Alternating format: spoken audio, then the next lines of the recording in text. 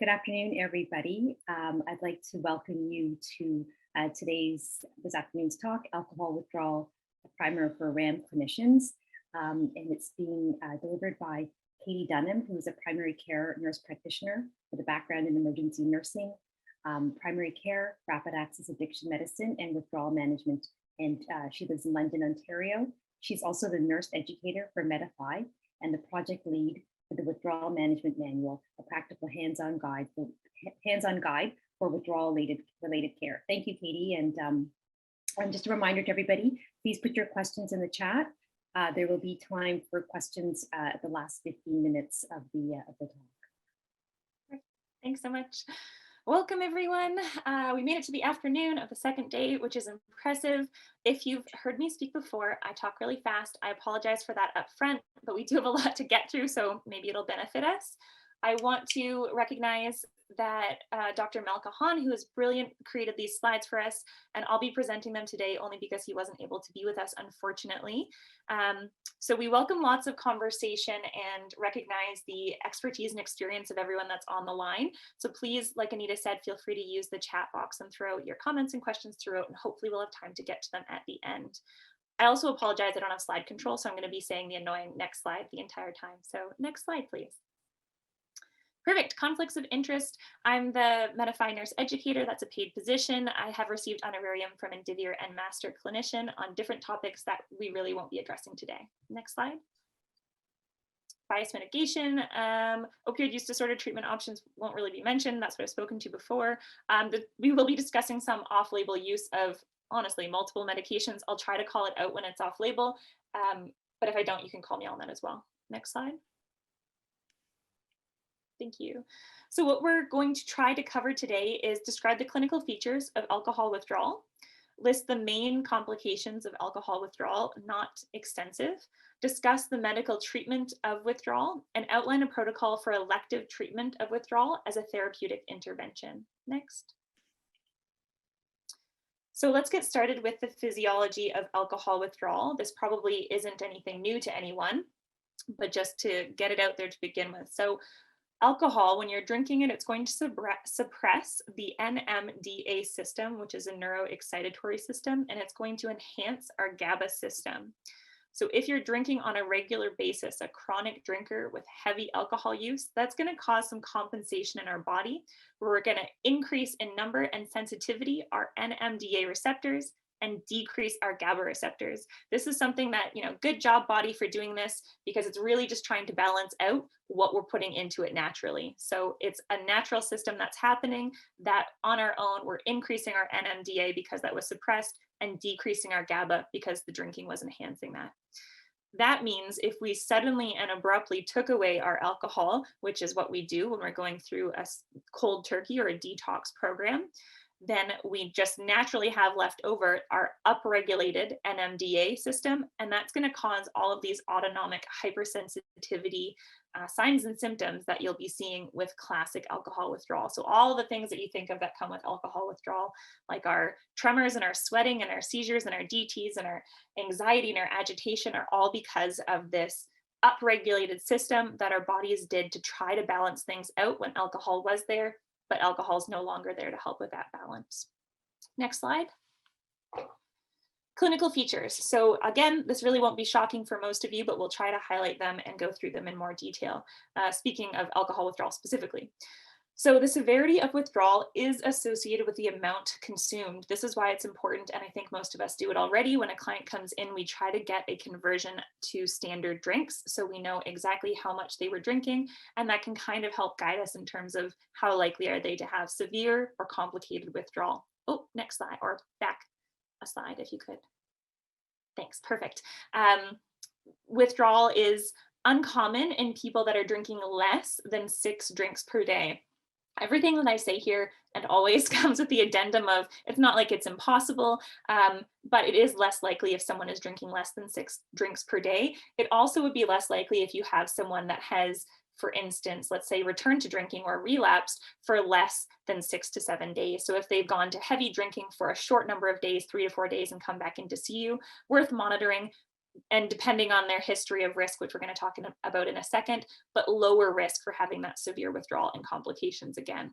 So the longer they're drinking, the more they're drinking, that's when you're going to be looking out for severe withdrawal and complications.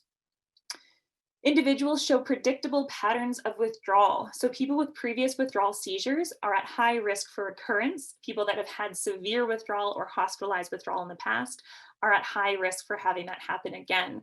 I think we talk about this later in the slides as well, but really we might as well go over it right here. This all comes down to what we call this kindling effect. And I think I said this yesterday, if you were in the withdrawal workshop that was going on, but it's called kindling. So you might as well think of a fire and burning and wood. If you have dry wood on a fire, that's much harder to catch fire and start flames from dry wood than if you have embers on a fire. So if you already have a little bit of a flame that's there, much easier to ignite that into a full out fire that's going to cause some chaos than if there was nothing there before. And that's exactly what we mean with this kindling effect. If someone has a history of seizures with their withdrawal, or being hospitalized for their withdrawal, or going through severe withdrawal, you should be listening to that patient when they say that, because they're at high risk for having those things recur. The more often they've had it happen in the past, the higher risk that they're going to happen again. Next slide. Perfect. So the basics of when withdrawal will happen, usually you're looking for alcohol withdrawal to begin about 6 to 12 hours after that last drink has happened. We all do this already, but this is why it's important to ask when that last drink was. And it kind of helps us if a client might not be totally truthful with us when their last drink was. If you are in a setting where they're coming in for a day detox or a withdrawal management program, a lot of clients we know will try to have that last drink or use of whatever it was right before they come in. So if their withdrawal symptoms aren't starting and they're feeling great for an entire 12 hours, they probably did consume right before they came in. If they're coming in and they're already looking and feeling horrible, you already know that their last drink probably was 6 to 12 hours ago. So it just helps us to predict. And it really does follow that pathway well. That also works well when you're working with non-nurse practitioners, physicians, and nurses to help guide staff. And usually there's a rule of no substances or treatments to be provided for the first 4 to 6 hours that someone's in a facility. If that's a rule, this usually kind of plays into that of we want to make sure that someone's actually going to be entering withdrawal before we give them something. Of course, that plays in with other substances of if they used opioids before they came in, we want those to be wearing off before we give high doses of benzos. If you are on site, an NP, an RN, or a physician, or anyone else that has the ability and skills to judge it, you don't have to be following, hopefully, policy rules that strictly if you feel like someone's differing from that guideline. So acute withdrawal usually resolves within 2 to 3 days. It may last up to 7 days, and we're going to talk a lot about the timelines in just a little bit. We all know that post-acute withdrawal absolutely exists, and that can linger on for weeks afterwards, but the acute withdrawal phase really should be over within the first week. Most reliable signs of withdrawal are the tremor and the sweating. So you're going to hear me repeat that over and over and over again today, is the tremor and the sweating, because those are the big ones. So if you have those ones and they're getting severe, you're already going to be thinking, is this going to be severe or complicated withdrawal? If tremor is not present, review the diagnosis. Not to say that you have the wrong diagnosis, because mild withdrawal might just have the most minor tremor that you're not noticing it, or the patient really isn't reporting it. But you do want to make sure it might not need treatment, I guess. So review the diagnosis for it. Is this something that we even need to be considering treatment for? Tremor if you've been treating alcohol withdrawal at all, then you know that tremor is a very common complaint that people do have. And I had a question yesterday a bunch about men and women and how they differ in withdrawal. And tremor is actually one of the points that comes up. So we can talk about that a bit later if we have time. The tremor, getting into it, it's postural and it's intention. It's not a resting tremor. So we're going to speak to the CWA in a little bit more time and get into that, I think, in some more detail. But postural and intention is where I'll pause it right now, not resting, meaning you need to do more for your assessment than just look at the client that's sitting there. So you can elicit your postural and intention tremor by having the patient hold their arms outreached and their hands raised.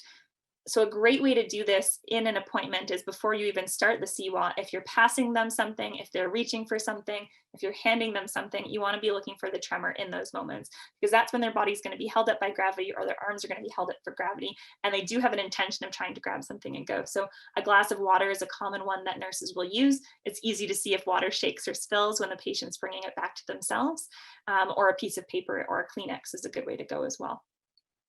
The severity of the tremor diminishes as withdrawal resolves. So if things are getting better with the tremor, it's a good sign that things are going in the right direction. Other signs of withdrawal in general: tachycardia, so that raised heart rate, hypertension, high blood pressure, and hyperthermia, your temperature going up, although with withdrawal from alcohol, you really won't be seeing it higher than around 39 Celsius. If you're seeing patients with higher temperatures, you need to be thinking about other diagnoses, which of course we know can be concurrent with our alcohol withdrawal, but we don't want to be missing treating something and just saying, oh, their temperatures from alcohol withdrawal. If it's 39 plus, you want to be thinking, is there an underlying pneumonia or infection that we're not seeing right now?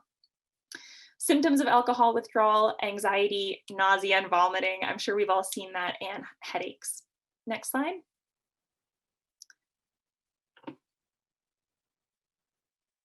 Thank you. Symptom-triggered treatment. So this means giving high doses of benzodiazepines when severe symptoms are present, and not giving benzos if there's minimal to no symptoms present.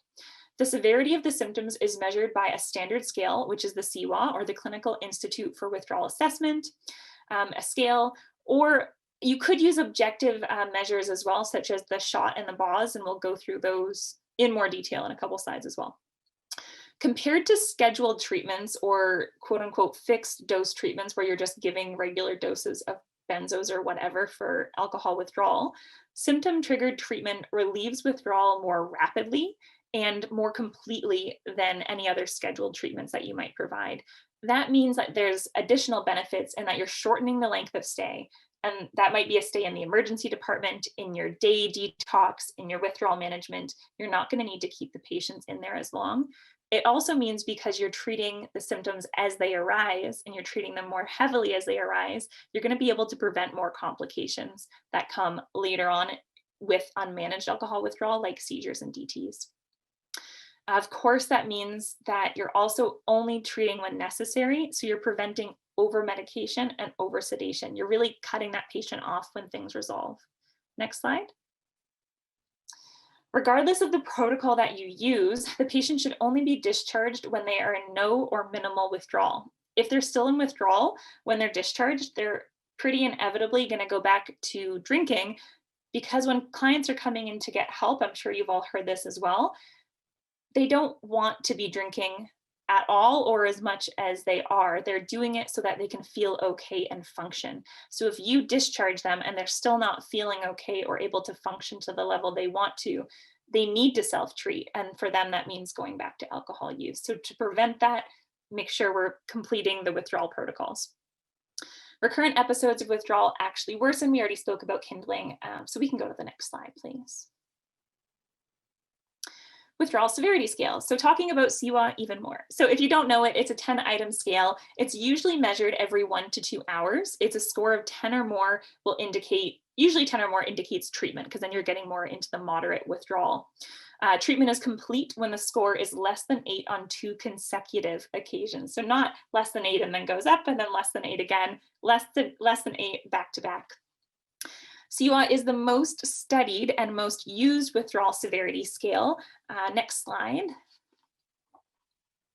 Thank you. But it does have limitations. So most of the 10 items are subjective. So there's the headaches and the nausea, and that means they're non-specific. So you can get a lot of false positive in patients who are anxious. Of course, if they're in psychosis, if they have an essential tremor already, that's definitely going to be a false positive. If they have any kind of cerebellar disease, delirium that's not related to alcohol, which makes it very tricky in our older clients, febrile illnesses, like I said, if they have an underlying infection or pneumonia, or if they're seeking medications, it's very easy to give reports that are going to be positive, get a higher CWA score, get more benzos. False negatives are also positive or also possible, sorry, if there's any kind of language barrier. The CWA is pretty tricky to give. If there's any kind of cognitive delay or dementia, impaired consciousness in any way, of course, and then a lower education level, it's going to be difficult to use the CWA in those circumstances, and you may want to use one of the more objective scales. It's also time consuming. So speaking for when I was, doing emerge nursing, it takes a long time to do the CWA. Anything that's going to take a long time to do, it's going to mean that people that are responsible for doing it aren't going to do a great job of it. They're not going to do it as often as they should be doing it, or we're just going to lie, to be totally honest, as a nurse, and you're looking at the patient from, the nurse's station and going, yes, yes, no, no, no, and you're not really going and doing the fulsome assessment that you should be. Next slide. This is the CWA. There's two parts to this. This is the first half of the CWA. I'm not going to go through it in depth really, but just to point out some of the ways that you should be, the do's and don'ts, I guess. So nausea and vomiting. Yes, you can ask, or yes, you can look at them from afar, but you really want to be taking it as a more patient-centered approach. If the patient is curled over and holding their stomach, but they're saying they're not nauseous, you want to give them a higher score still. If the nurses or anyone else are reporting that they've been running back and forth to the bathroom, you want to give them a higher score on this one. And the opposite, if they're sitting there calm as a daisy and saying, I've been vomiting like crazy and I'm so nauseous right now, you might want to take that into consideration before you give them the highest score possible if they're looking very comfortable. Tremor, like I said, you actually want to be having them do something that includes a test of postural and intention, not just sitting there watching them rest. That's not to say that the severe client, because they're so agitated and moving all the time anyways, you might be able to tell that they have a tremor just from the way that they're interacting while they're in their chair. But if it's not severe, you do want to be having them do something to assess that tremor. Sweats, I said I'm not going through this in detail, and then I am, apologies. It's just to know for the questions for sweats, because they're paroxysmal sweats. So asking, are you sweating in this moment? Do you feel sweaty or warm? Isn't a good enough question. This is going to be the client that reports, I felt sweaty on and off all night or all morning or for the last couple of hours. That is what you're looking for from their assessment. Anxiety, same thing with the nausea. You don't want to just be going off of what they're telling you. Some patients will over and some patients will underplay their anxiety. So you do want to look at how they're interacting with you or how they've been interacting with the staff as well. Next slide, so I don't go through all of them. Agitation, same thing. Important to be sure that you're asking about, are you hearing, feeling, seeing anything? Are the lights and sounds, or is your skin bothering you in any way? Or kind of, and they have the breakdown of how to actually ask those questions, but I like those as starters if you can't obviously tell that the patient is uncomfortable. Any of those questions are going to be kind of red flag questions for you if they come up positive, that you want to be watching that patient for potential progression to complications. And same with, of course, that last one of orientation. If you get any kind of positive scoring in the orientation category, you definitely want to be pausing right away and saying, am I missing something? And if not, I'm missing something, or there's an underlying condition that's not diagnosed, then are we going into a complication of alcohol withdrawal? Next slide. So these are the objective scales that I was talking about. If you don't have the time, or you don't want to do CWA, or if the client isn't appropriate for CWA for some reason, SHOT and BAWS work well. They both have all of the same sweating, hallucinations, orientation, and tremor that you're assessing for the patient. BAWS has the addition of agitation, which is usually pretty obvious when a client comes in withdrawal as well. Obvious advantages, so there's no subjective symptoms, so there's fewer false positives because you're making that assessment. It takes a quick, easy minute to complete, so it's much faster to do on the spot, which makes it maybe more appropriate for acute care settings or the ED. It's better at identifying delirium and other causes of altered consciousness because it pauses with a hallucination or orientation score that's 1 or more. You stop the scoring and you assess. Disadvantages, it has much less, both of them have much less research on validity and reliability. It does have some, but not nearly to the extent of CWA. So in terms of using it widespread, we would just, depends on who you are in terms of what kind of support you want for the practice you have. But preliminary research obviously does show a nice correlation with CWA. Next slide. So this is the SHOT. I just said it's sweating, hallucinations, orientation, and tremor. Next. And the BAWS, same thing, tremor, sweats, agitation added in, orientation, and hallucination. Next. Perfect. Diazepam treatments. So high doses are safe. I think that's probably one of the main takeaway points that I know Mel would have wanted to emphasize himself.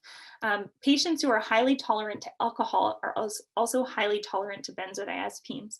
We'll talk again on and off about this GABA system, and these are GABA affecting medications and drugs. So if someone already is used to having their GABA affected, then we shouldn't be as worried as maybe we are sometimes about giving high doses of benzodiazepines. That's a-okay, and the client will need it. This really comes into biggest concern when you're managing or thinking about managing someone very early with potential for severe withdrawal, with the quasi, are they still being influenced by alcohol, or are we entering withdrawal and I want to treat as soon as possible? The answer usually is, as long as their blood alcohol level is coming down, then you want to start your treatment for alcohol withdrawal as soon as you're seeing those symptoms. Diazepam is preferred because it is metabolized to active metabolites. So it has a duration of action up to 5 days, and potentially even longer, honestly. That means that even once it goes through your first pass, you're still dealing with active drug that is benefiting that client. So what I tell my patients for that is, even when I cut you off of the treatment, so to speak, so you're not getting any more drugs, you're not taking them on a daily basis, for the next how many days afterwards, it's still working in your system, which means it's going to help prevent a rebound withdrawal or a return of symptoms and make you feel better, even when you think that I'm maybe not giving you what you should be getting. Once withdrawal is resolved, prolonged action of diazepam prevents rebound withdrawal. Doses typically 10 to 20 milligrams diazepam every 1 to 2 hours when that CWA is greater than 10 or your shot is 2 or more. 10 or more, or 2 or more, sorry. Treatment is complete when the CWA, like I said, is 8 or less on 2 consecutive occasions, or when the shot is less than 2, so 1 or 0 on 2 consecutive occasions. With those, you always want to be checking for that tremor as well. If everything else is scored low, but that patient still has a moderate to severe tremor, you're not done treatment. You have to keep going. Next slide. Lorazepam still has its place. So because it doesn't have active metabolites, there's pros and cons to that. It's not going to last as long, but that means it's safer in patients at high risk for diazepam toxicity. For instance, the elderly, those with cirrhosis or liver dysfunction, respiratory impairment, usually I would say severe respiratory impairment, those on high doses of potent opioids, and I know that's kind of subjective. And the usual dosing is 2 to 4 milligrams every 1 to 2 hours. Same for a CWA over 10 or a shot over 2. Patients given lorazepam should be reassessed within 24 hours because the withdrawal symptoms can and do return because that lorazepam isn't as long lasting as diazepam. So that is a patient that you might need to do a prolonged tapered day schedule if they're you only using lorazepam to make sure those symptoms do stay at bay. Next. I think this is pretty much the same thing, but lorazepam and liver or respiratory failure. Benzodiazepines can trigger encephalopathy in patients with decompensated liver disease and respiratory arrest in patients with respiratory failure. Decompensated liver disease, like ascites, encephalopathy, varices, low albumin, and high bilirubin, are just ways to identify if those things are there. That's when you're thinking decompensated liver disease. Caution with any benzo, but definitely avoiding your diazepams. Therefore, patients with these use small doses of lorazepam if you're doing it. So this is even lower than that 2 to 4 milligrams. You might want to be looking at the 0.5 milligrams for moderate to severe withdrawal. Honestly, I think my answer is for those patients, they need to be monitored if you're giving them doses of benzos at all. So you probably want to be considered more of an inpatient or a highly monitored setting. It also means that if patients have those complications and they haven't had a history of complicated withdrawal, seizures, hospitalization, and they're only likely to go through with mild withdrawal, you just want to observe those patients and not give medications at all. It's probably safer to admit those patients. Good, that's on there as well. Next slide. Okay. For the complications of alcohol withdrawal. So what we're going to do is go through the complications briefly and then touch on prevention in a non-hospital setting. So I'm sorry if you work in a hospital setting, this will not be to your standards. We'll very briefly touch on hospital and that's it. Next slide. Perfect. I have 2 slides for the timeline of alcohol withdrawal, depending on what kind of learner you are and the way you like to see things. I like this one with words. So early on in withdrawal, as soon as withdrawal starts, that's when you're going to be looking for minor symptoms. So your anxiety, insomnia, GI upset, headaches. Patients will start to complain of those things within the first 6 to 12 hours. Alcoholic hallucinosis, not related to delirium tremens, a separate condition that does have hallucinations that we're going to talk about, happens earlier on. The way that you know, one of the ways that you know that it's alcoholic hallucinosis and not DTs is because they're different time frames. They're not going to be occurring at the same time. Usually, you can never say always. Withdrawal seizures. These are actually earlier on as well, and we're going to speak to it more specifically, but you're going to be treating clients early in their withdrawal to prevent withdrawal seizures. And worrying about that, I would say, for the first 2, just beyond 2 into 3 days. If they haven't had a seizure by then, it's much less likely, not impossible, but much less likely that they're going to have a seizure during that withdrawal episode, as long as things obviously are going on the right course. If they're not going on the right course at 3 days, I think we need to be reconsidering anyways. DTs or delirium tremens we're going to talk about as well. That's going to be happening later in the course of withdrawal. So you do want to be on the lookout for that for clients after the first couple of days admitted or wherever they are being treated for you. Next slide. This is the other way to display it. So it really says the same information in just a graph instead of with the words. So showing that minor withdrawal, because it's minor, patients might complain about the symptoms a little bit later on, so closer to that 12-hour mark instead of 6, and they're going to resolve sooner. Moderate to severe withdrawal, which I think I've already said, those symptoms are going to start earlier. Sometimes while you're questioning if the blood alcohol level is still elevated, they can enter withdrawal due to a high tolerance, even while they do still have an elevated blood alcohol level. That withdrawal is going to last longer. Seizures earlier on in the course, hallucinations earlier on in the course, DTs after the first couple of days. Next slide. Okay, alcoholic hallucinosis. So these are hallucinations. They're predominantly visual. So if they're having other kinds of hallucinations, you want to be thinking, what's my differential? So someone that has auditory hallucinations, you know, those commands of someone told me to do this or they're telling me to do that, you really want to be thinking about what else could be going on instead of alcoholic hallucinosis. We're missing an underlying mental health condition. With this alcoholic hallucinosis, there's no clouding of the sensorium like there is with DTs. So this patient is aware that they're having hallucinations. That usually means that it's kind of distressing for them, or they know that it's not normal, and they'll be telling you, yes, I saw this, yes, I saw that. A lot of the time it's going to be happening kind of in that sundowning way where you're having patients that tell you they saw it at the end of the day or during the night. Vitals are usually normal or very close to normal for these patients. And this usually develops within that first 12 to 24 hours. Like I said, it's earlier in the course of withdrawal. It usually resolves within 48 hours, which is really the earliest cutoff you would be beginning to think about DTs, which is why I say there really shouldn't be much overlapping consideration of conditions, even though up front they might look like they have some similar features with visual hallucinations. Next slide. Withdrawal seizures. So risk increases with amount consumed. We've already said that. Patients who have had seizures in the past are at high risk of having them again. So don't ignore them if they say they've had a seizure before, even if it wasn't a hospitalized seizure. An estimated 10 to 15% of patients with severe alcohol use disorder have had at least one withdrawal seizure, potentially even higher rates than that. It typically occurs within the first 12 to 72 hours after the last drink. So after the first, like I said, if you get to the 3-day mark, you're fairly in the clear for having seizures. It's never a no, but if you've managed your withdrawal well, we should be fairly in the clear for that seizure from happening. It's usually, but not always, preceded by autonomic hyperactivity. So if you do have a lot of that hyperactivity or tremor and you're sweating, you want to be on high lookout for those seizures happening in those clients because it hasn't been managed well.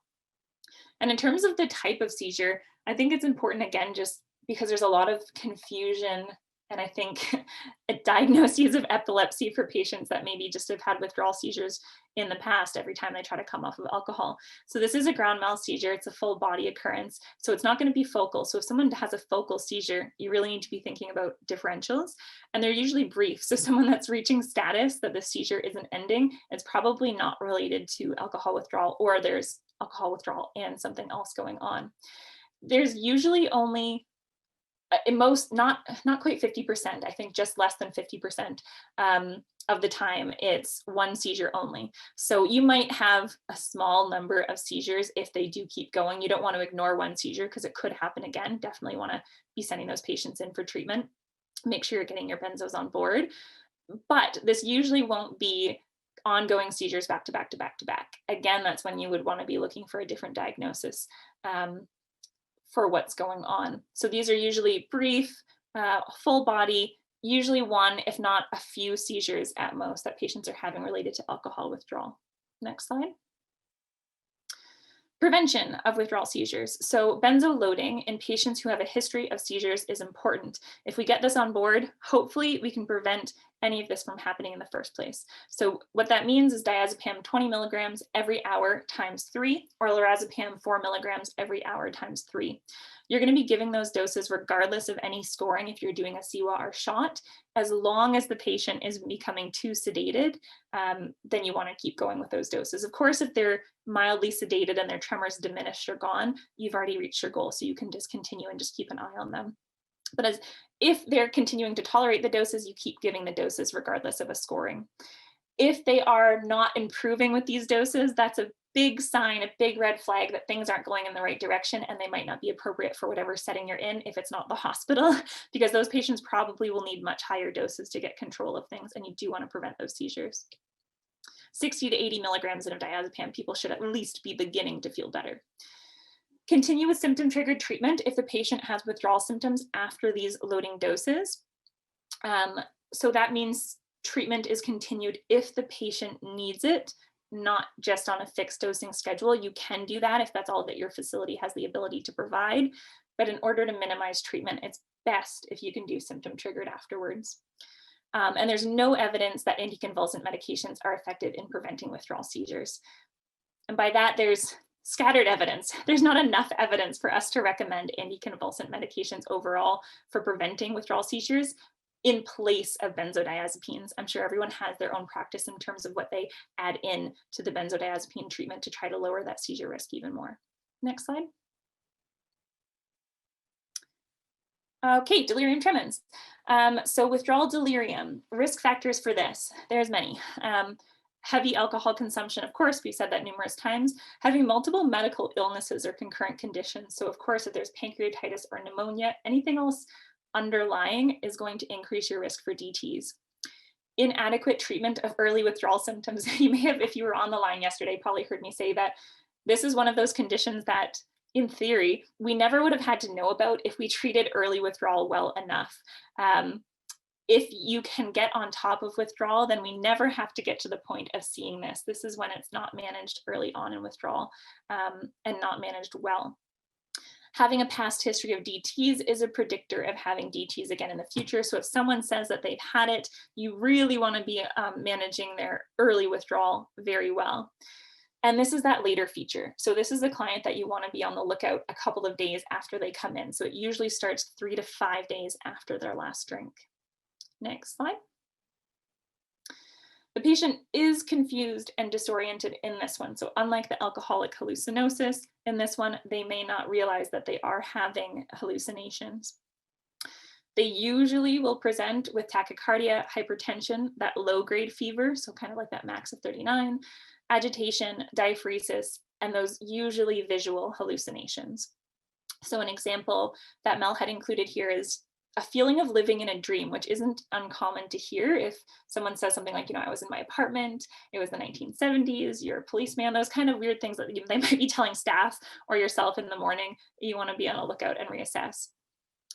That being said, it's not always easy to diagnose. The patients, a lot of the time they learn the responses that they need to give to your questions, which is pretty common. The where are you, who am I, what am I doing here?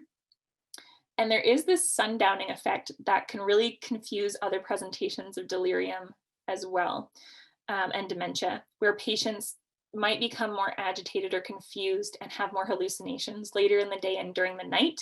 And in the morning, you're being told by the staff this happened during the night or before they went to bed, but they look great in the morning and there's no concerns that you can really assess. And clients, like I said, are really good at answering the questions when they know what they need to say. And that can throw things off as well. Next slide. Pre-DTs. So what usually is present before they end up with DTs is a severe withdrawal. So again, sweating and tremor. I said I would say it multiple times. Those are the hallmarks. Hypertension and tachycardia would be common. A lot of agitation and sometimes fever. Symptoms getting worse despite symptom-triggered benzodiazepam treatment is a red flag as well. Next slide. Management of pre-DTs, only because, like I said, we're not talking about hospitalized treatments. I'm sorry for anyone that works in the hospital. So you do want to give accelerated benzo doses if you feel like this is coming on for your patients. So example, lorazepam 4 milligrams every 30 minutes for 4, repeat as needed. In my mind, these patients are already being transferred to the hospital. You don't need to do a CWA after each dose. You can just keep going. Good, send to the hospital if not responding is what they have in here. It's great, thanks Mel.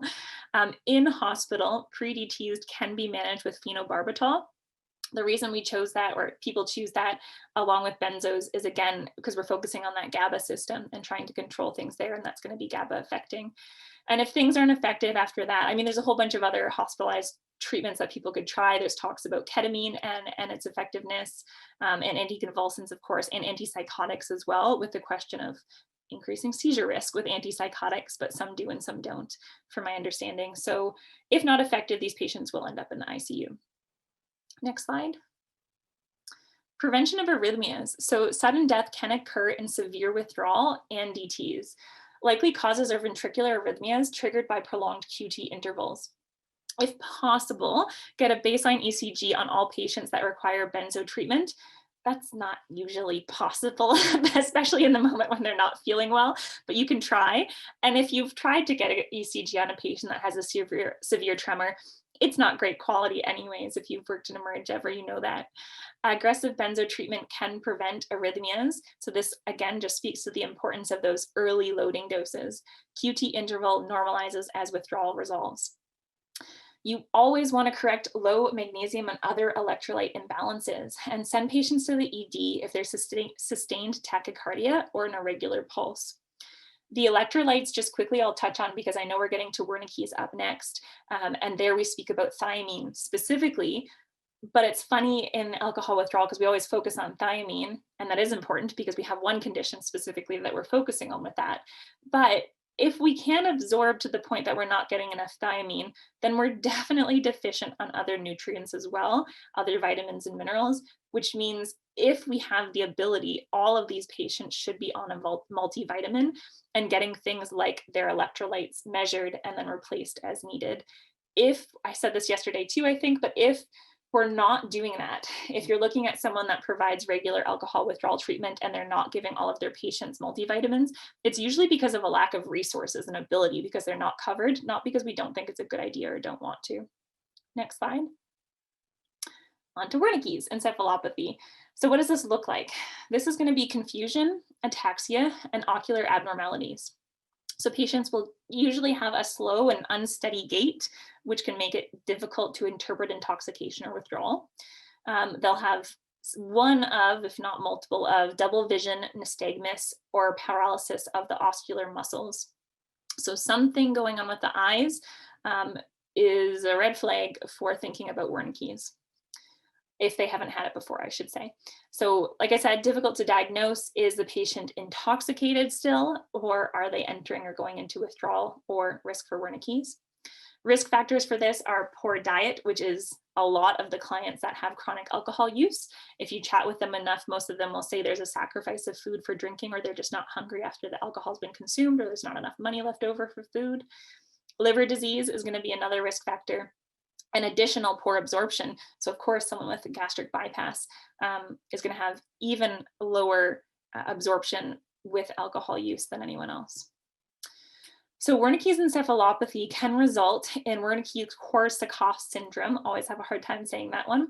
So that's going to be your chronic leftover. They've gone through Wernicke's, it wasn't managed, and now they're left over with this. And that's going to present as chronic deficits of memory impairment, which is usually short-term memory loss. And you may be seeing that in clients that come in that have already gone through this and unfortunately already have Wernicke's Korsakoff syndrome.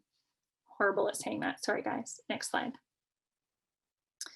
So Wernicke's encephalopathy prevention is, as I'd already mentioned, of course, thiamine.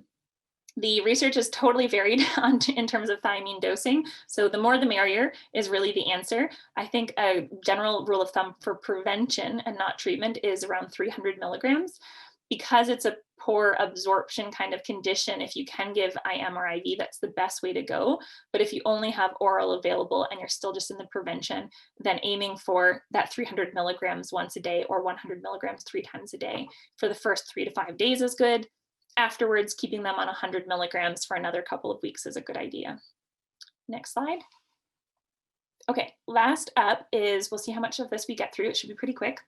Elective treatment of withdrawal. Next. Rationale. So a therapeutic intervention for patients who are unable to reduce drinking because of ongoing withdrawal symptoms. Patients should be committed to abstinence when they're going to do this, and there should be a treatment plan in place. Admitting patients simply because they have withdrawal symptoms to an elective withdrawal treatment protocol, that's likely not going to be helpful. They need to want to do this. Next slide. Effectiveness of elective withdrawal treatments. So what we're going through next is Wyman et al. Unpublished 2022 data that I am not involved with. So total disclaimer, I am presenting someone else's unpublished work. So I apologize, and I hope I do it justice because I do think it's fascinating and really important, even though it's not out yet. So what they did was a retrospective study of 73 patients admitted electively to Women's College Hospital short stay unit for management of alcohol withdrawal. In my brain, this is something similar to a lot of the pop-up day detox units that are coming up. So short stays, managing alcohol withdrawal. Patients have all received counseling and anti-craving medications at the Women's College Hospital. I believe that's the substance use service clinic. All patients were heavy drinkers and had daily withdrawal symptoms that had made it difficult for them to reduce their drinking. Next slide. So this is their baseline data. So the mean age is 45 years. The mean number of drinks per day was 11.8. A mean CWA on admission was 18.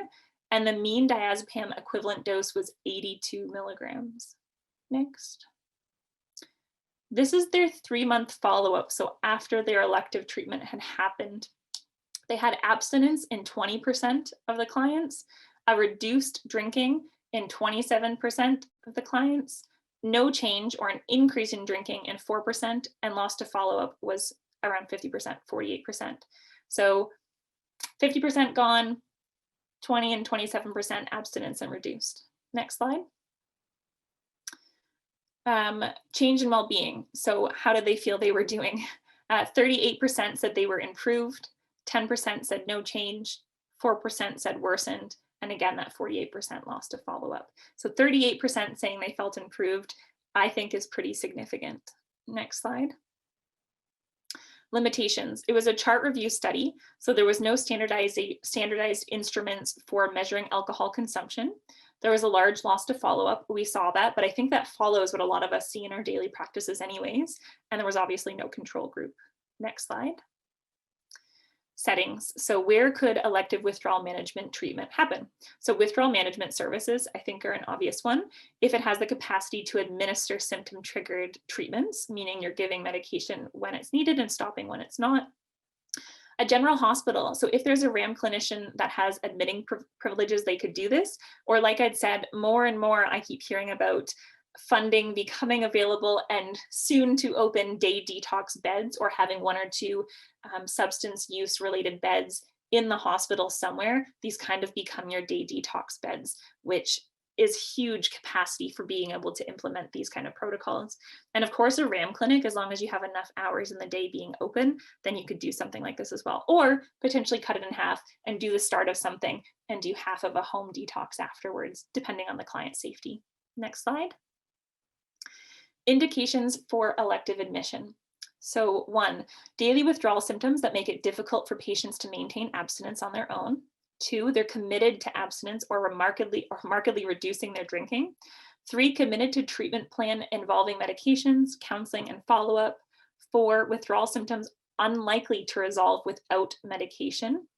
And 5, home withdrawal management is unlikely to be successful, I would say, on its own. Next slide. Just to let you know, you have less than 15 minutes left. I think I have like a couple, I think there's only a few slides left. We're going to power through and then we'll pause for questions, I promise. Precautions or exclusions, but thank you for telling me, Anita. So if someone should be excluded if they are at high risk for benzotoxicity, so of course the decompensated liver disease, respiratory impairment on high doses of opioids, or frail elderly, a history of severe prolonged withdrawal or serious complications of withdrawal, they should probably be sent to the hospital no matter what. Next slide. Profile of patients who may benefit, drinking at least 6 drinks per day, start drinking at a set time of day, example in the morning or the afternoon. They report anxiety plus physical signs of withdrawal, such as tremor. They may not recognize that this indicates withdrawal. The inability to stop drinking for more than 1 to 2 days because of whatever symptoms that they're having, and has been in the ED or hospital before for medical treatment of withdrawal, indicating that they need more support. Next. Protocol. So I think this is useful for how they kind of went about it. So advise the patient to have the last drink the night before they attend wherever they're attending. The patient should be early, mild withdrawal. If not, you should reschedule for a different time for admission because you want to get as much of the protocol done that day as possible. Breathalyzers can be of assistance to make sure that the client isn't just drank before they came in and that level's going up. You want to make sure it's coming down. Apply symptom-triggered protocol using a shot or a CWA. Make sure you're giving thiamine 100 milligrams IM or 300 PO. And if you can do blood work, do it. Next slide. Transfer to the ED during these protocols if the withdrawal symptoms are getting significantly worse despite 80 to 100 of diazepam. Worsening withdrawal is indicated by the rising CWA score, of course, and increasingly severe tremor or sweating, and adding into that those physical signs of tachycardia or hypertension. That could indicate that there's a benzo resistance and they would need to go to the hospital for something like phenobarb anyways. And of course, you want to send to the hospital with any of those signs of DTs that we saw. So confusion, disorientation, hallucinations, and your severe autonomic hyperactivity. Next. Just to kind of highlight some of the reasons for transfer to ED again, severe hypertension, meaning greater than 180 over 120, I would say, and not responding, not coming down with 1 to 2 doses, or tachy greater than 120. Profuse sweating, vomiting, you can't get your doses in, drowsiness due to the benzotoxicity, opioid toxicity, or some kind of encephalopathy, and of course, any kind of hypoxia. Next slide.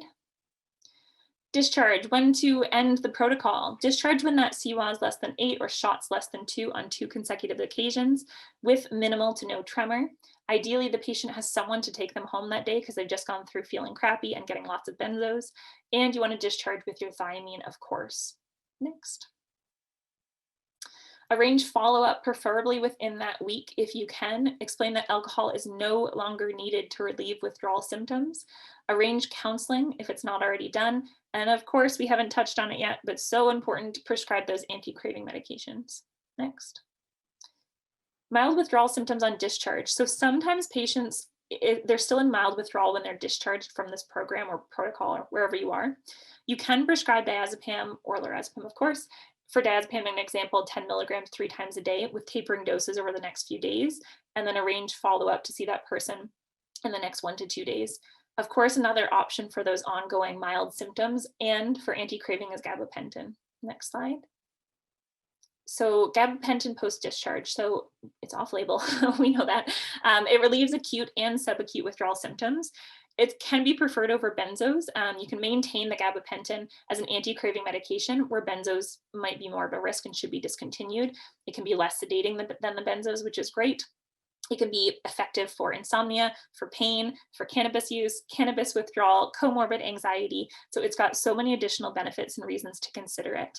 And you can start with 300 milligrams twice daily and increase by 300 milligrams every 1 to 2 days if you wanted to be cautious about it. Maintenance dose somewhere between 900 to 1,800 milligrams in divided doses. Next.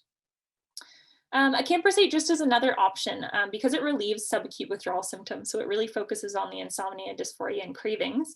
Many patients who experience acute withdrawal are going to go on to have subacute withdrawal symptoms. So I like to offer them this treatment.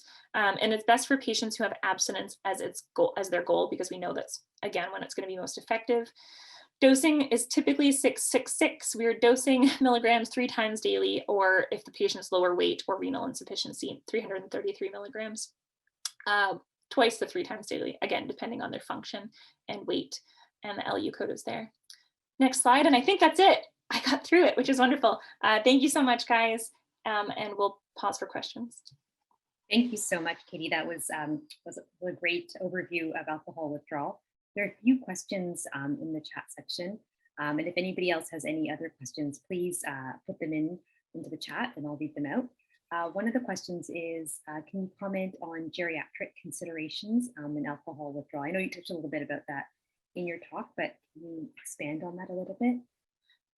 Yeah, absolutely. So part of the withdrawal management, MediPHI just produced the recommendations and the manual, and there's a section in both of them that highlights specifically for the older client considerations that have to be made, because there's a whole world of considerations that we don't make in these presentations when we're talking about the general client. So there's often polypharmacy that has to be considered when you're looking at prescribing potentially sedating drugs on other sedating drugs or sleeping medications. You always want to be focusing on kidney, and of course always liver, but kidney function when you're adding in these extra drugs, risk for falls, and how that person's functioning in general before you're adding in sedating drugs, and considering, I guess, pros and cons to bringing them into a facility, which is why I really love that not published study yet that we talked about of these elective treatments or potentially day or short stay units. Older clients a lot of the time will not want to or be appropriate to come into these live-in detox withdrawal management settings. It's not good for them. It's not good for the other clients. So it's not going to be a positive experience, and it can be higher risk for falls just being in those settings. So if it's possible to bring them in somewhere where they're getting more one-on-one care and then able to discharge home with a family member or friend, that's going to be a benefit. I don't have any information on research for that, just from the clients that I have and experience treating older clients in general. And are these protocols available on the MediPHI website? Yeah, they are. So there's a highlight in I think it's a special considerations document in the withdrawal management manual that goes over older clients specifically. It should be more, but that's what we have. Okay. I'm sure that was from Marilyn. Hi, Marilyn. Nice to see you. Marilyn, did you have a question? Yeah, I do. I'm wondering with older adults, so in the first line in our guidelines are for substance use disorders in older adults is naltrexone, because acamprosate is associated with falls in the elderly. So what I'm wondering is that you'd mentioned initiating naltrexone or acamprosate after the withdrawal is completed, so when they've gone home and all that. And I'm just wondering if there's not a benefit to starting it straight away, or if you would start it as soon as possible, just to get it in their system, because that sort of increases their chances of being compliant once they get home. Yeah, absolutely. I'm sorry. I think I did present it that way, and it was just the wording that I chose at the time, but you're right. I absolutely think there's a benefit to starting it earlier. And I almost always do start it when I am starting treatments for alcohol withdrawal, whatever anti-craving medication. I usually start ASAP. I don't wait to start it later in treatment. And I don't know that there's any specific studies on it, but in my mind, it would increase retention to treatment as well when I'm getting it started in the facility with me to monitor kind of what's going on, instead of saying, you haven't taken this medication before, thanks for doing everything I said, but now go start this different medication at home. It just doesn't seem to play out as well. And patients, on discharge, when I'm talking to them about anti-craving medications, they don't seem as responsive as just we started it on day one and they're continuing this treatment. So in my mind, I think absolutely, yes, I do start my anti-cravings right away. But I do know there's other providers, especially with naltrexone, because some people really report side effects and don't love their naltrexone, even at 25 milligrams before bed. Some providers that treat withdrawal say they already feel so crappy, why would I add naltrexone on top of it and make them feel worse? My mind goes the opposite, and I say they already feel crappy. Why not add naltrexone on top of it? We won't be able to differentiate whether they're mild withdrawal symptoms ongoing, or they have some headaches and GI upset from naltrexone. So that's me. Thanks, Marilyn. There's a question from Sharon Koivu. Can you comment on the management of people withdrawing from both opioids and alcohol simultaneously? She's seen opiate withdrawal that's been missed in hospital. Yeah, absolutely. If people don't want to report it, or if we're not getting the urine drug screens, everything's concurrent right now. So Sharon knows this, and she hit it on the head that's concurrent withdrawal is the most common thing that we're seeing, even if patients don't know it, which is why I think a urine drug screen can help, in no way for punitive measures, but to help guide what could be presenting. If what we're doing for withdrawal management isn't enough, we really need to be thinking, could there be concurrent withdrawal of benzos, of opioids, of something else that they could have been exposed to, or they just didn't tell us about. So for opioids and alcohol specifically, there's also a section in the special considerations for the manual for that one. But the answer is always going to be treating the thing first with a priority of what could kill them. So opioid withdrawal sucks, but it's really not going to be a risk for killing the patient. Most of the time it's going to be awful and they're going to hate it, but they will get through it. Whereas alcohol withdrawal, we do have those risks for complications that can end up in hospitalizations, falls, seizures, death. So alcohol withdrawal is always going to be the priority if we think that they're concurrent. And then it's really going to be, this is that horrible answer, sorry to have to go back to it, of provider discretion for how much you can start at the same time. So if the patient is tolerating their benzos early on and starting to feel well, personally, I usually would feel comfortable with starting a low dose methadone or a low dose Suboxone the same day as those benzodiazepines if things are going well. If the client is needing tons of benzodiazepines and things aren't going well, then I might hold off on treating my potential opioid withdrawal, because it's really hard to suss out at that point, until the next day or that third day. Not that I like to do that, but there's so many options now with our, microdosing or low dose Suboxone that you can get those baby sips of buprenorphine in. And especially if clients feel better with those baby sips, I think you're getting some indication that you're on the right path and you can continue to build up from there. But generally, alcohol and opioids means alcohol treatment first, opioid treatment slowly builds up along the way and behind the alcohol treatment, which is great if you do a lot of loading doses. Load that patient with the crazy benzos up front, and then you can kind of be done with alcohol withdrawal, fingers crossed if things go well, and focus on opioid withdrawal later that day or into the second day. Katie, can you comment on setting? You mentioned in your talk that this was sort of non-hospital based, and I'm trying to figure out in what kind of ambulatory setting that this would be possible, or where you would feel comfortable enacting these kinds of protocols. For what I was just talking about alcohol and opioid? No, sorry, just for alcohol. Oh, sure. I think, the slides did a good job, I think, of laying out where to do it. And I think the where, even maybe it didn't go through it in the study, and I want to know the answers as well as who's available. So not so much the where is it happening, but who's available for monitoring along the way. So it's tricky right now, because even talking about withdrawal managements or detox, it's not so straightforward and cut and dry as saying, yes, this can go to withdrawal and no, that can't, because there's a certain amount of providers that are available. If the withdrawal management has a nurse and a nurse practitioner, a lot more can be managed on site now than ever has been managed before. So protocols are changing. If there's all non-clinical staff, that's probably a horrible way to phrase that, but if there's no nurses, nurse practitioners, physicians there on site to manage or monitor, it's really going to limit what they're able to manage on site. It sounds like these quote unquote day detox or short stay units for alcohol withdrawal have monitoring available. If you're doing CWAL protocols and you're monitoring a patient and dosing every 1 to 2 hours, you need to be able to keep that patient there for at least 1 to 2 hours beyond dosing and beyond protocol being complete, which is usually at least 6 hours of having staff readily available and monitoring on site. So not so much setting, I think, as it is who's there to monitor. That was probably an awful answer. Sorry, guys. If you want to know more for who can do it at home, if that's the real question of when can I send my patient home with meds to do it, in the recommendations, there's a great cutout of exactly like a checklist of if these things are all there, you can probably do withdrawal at home with or without medications and monitoring.